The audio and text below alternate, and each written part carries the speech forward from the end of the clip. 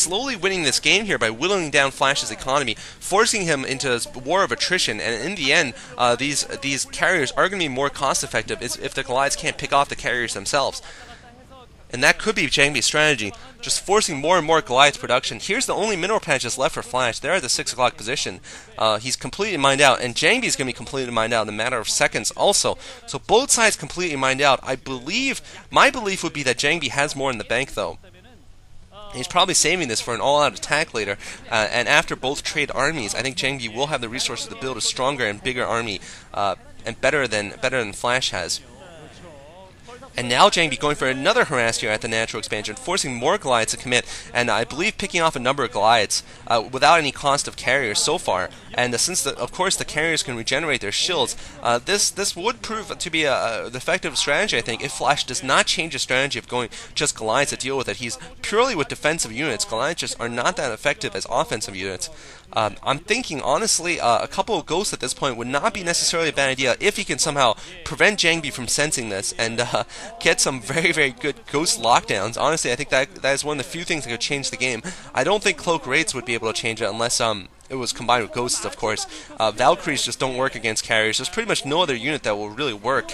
And here comes more of a harass in the center here. Flash once again pushing it off, but at the cost of a couple more turrets, a couple more Goliaths. And this is all Jangbi needs to do. As long as he forces Flash to spend a lot of minerals to continue with this very mineral-heavy build he's doing here, to continue with this maxed-out Goliath army, he's going to win this game slowly. And Flash has not been able to take out a single carrier in the last 10 minutes because Jangbi has just been focusing on these 2 expansions on the left and using these ridges so brilliantly.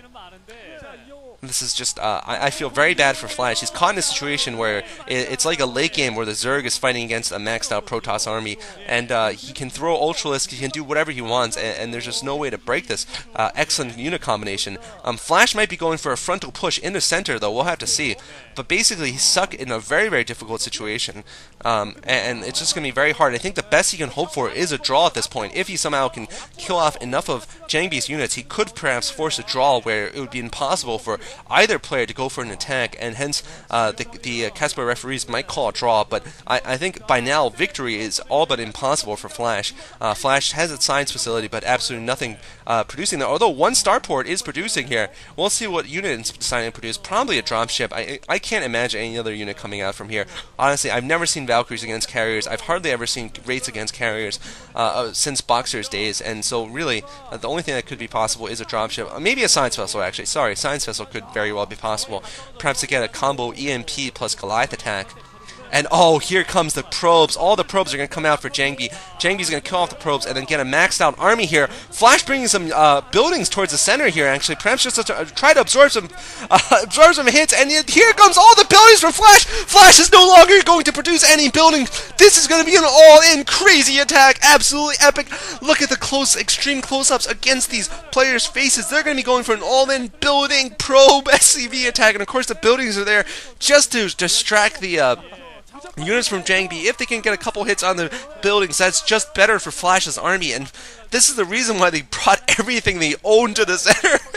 Flash with a huge convoy of buildings coming towards the center. The buildings are going to help him fight, and Flash trying to pick out some High Templar there. Not going to be successful. Look at the KTF team. They're all staring around the monitor there. So as the Samson Khan team. This is an absolutely epic conclusion here. We are going to see Armageddon in the center here. This is the Soviet Union versus America in Europe. This is what the Cold War should have, well, not should have, but was prepared to be an epic fight-off with both sides throwing all the armies in the center. I can't think of any other historical analogy where you had just one absolutely essential battle where you throw all your forces in, and here it is going to come. This could be someone's canine, this could be someone's Waterloo here, though, and we'll see who it is who loses this battle. And these buildings, of course, are to prevent target firing also from Jangbi. I think he's actually going to cover his tanks right now, actually. Yes, he is going to use them on the defense right now.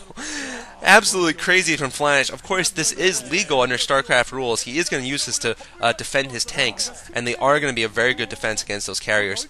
Actually, I might be wrong. Perhaps he's going to do this just purely for defense. Knowing he's not going to produce anything more, he's decided just to go for this crazy strategy of floating all of his buildings possible and using them to cover the tanks, and this could actually be a ploy to force a draw here.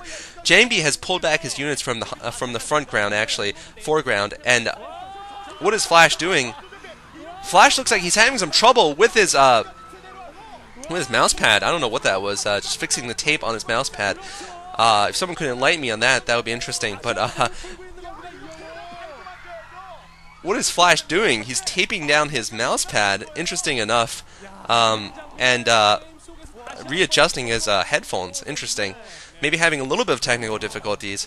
But Jangbi certainly is not attacking right now. Perhaps Jangbi realizes an attack will be futile here, and so perhaps that epic clash we were expecting in the middle will end up being just like the Cold War, where the Iron Wall was drawn and yet there was just a stalemate. Indeed, both sides realizing it would be mutually assured destruction if they attacked. Perhaps they are going to call it a draw, and I can't imagine either one attacking right now.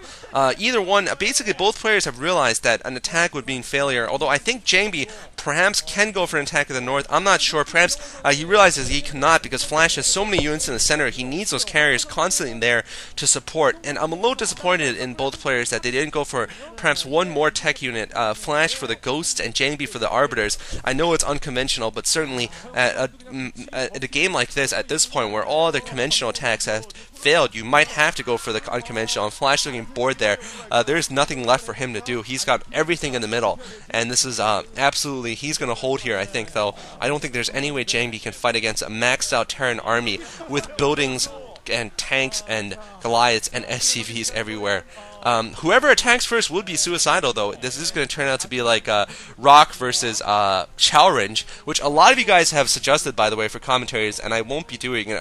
I won't be doing it, unfortunately, because it is an hour and 45 minutes long, and it does end in a draw at the end. But you guys should certainly watch it in Korean if you want, but I just simply cannot cast that. But I think this game will actually end in a draw, since both players are not attacking, really, and not mining, obviously.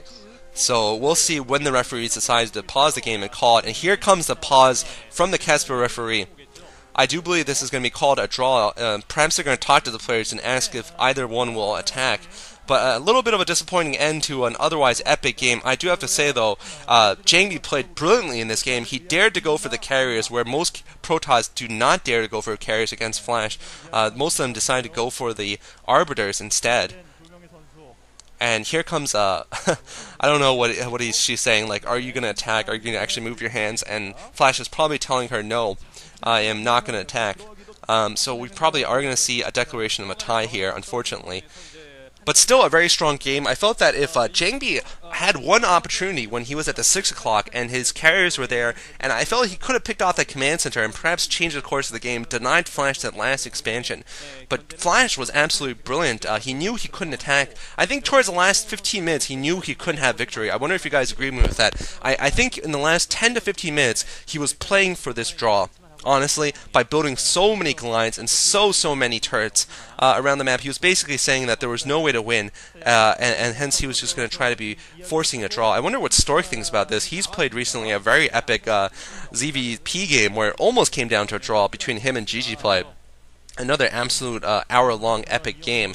But looks like this game will be forced into a draw here. I can't think of any other way they're going to proceed with this except for a draw. Anyway, while I have the time here, do check out sc2gd.com, and thanks once again for Spaceball and all the other writers who have been doing diligent write-ups and previews of these series. A really big shout out to you guys. Shout out to the guys I've been playing with, a couple of guys out there. I've been playing matches, winning some of them and losing a couple of them, mainly just to get myself familiar with these new maps. I think D's I played against, Iruian I played against. I think both of them beat me pretty badly, but it was certainly enjoyable to play against them. I really don't get a chance to play personally. And here comes a beautiful Korean referee. And, wow, that girl. That referee is got to be one of the most impressive referees in any sport. Just beautiful and interested in the sport of StarCraft, I have to say. And I believe that was the audience awing in collective disappointment, because this was a tied game. And yes, we are going to see that that was a declaration of the draw. So we are going to move out to Game 2 now. Both players have found that Game 1 was a draw, so it will be a rematch between Flash and Jangbi. I'm pretty sure it's going to be on Blue Storm still. Very epic game, although at the end I think both players made the correct decision by not going for what would be a suicidal attack. Very brilliant strategy by the end though by Flash, just delaying the game and forcing the draw. There's Yellow, I think. No, I think that's Yellow and now Raw talking to Flash about it. No fault to Flash. I think he defended very well, especially bringing his buildings in. That was absolutely brilliant. And Jangbi certainly fought very well. So I'm going to end this commentary now. Hope you guys enjoyed this game. And we're moving on to, for Game 1 redone. I actually might put this as a reply to this video just to confuse you guys into not being spoiled. Anyway, good game, guys.